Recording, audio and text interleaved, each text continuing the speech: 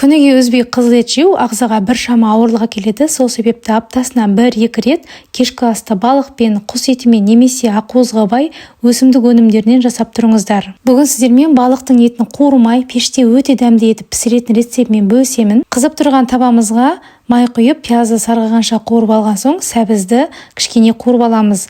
Одан кейін тұз дәмдеуіштерді салып қуырамыз.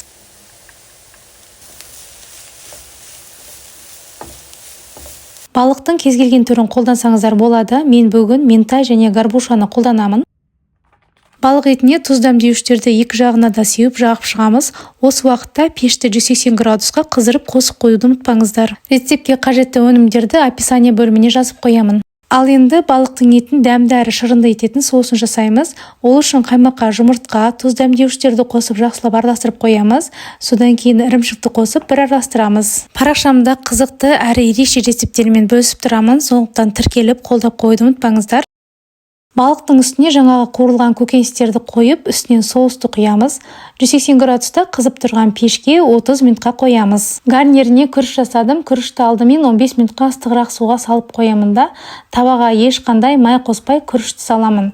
2 шыны күрішке 3 шыны су құйып, тұзын салып, су қайнаған соң баяу отта 15 минут бұқтырамын. Осы әдіспен артық майсызда күрішіңіз бір-біріне жабыспай пісетін болады. Мінекей тойымдары өте дәмді кешкі асымыз дайын болды.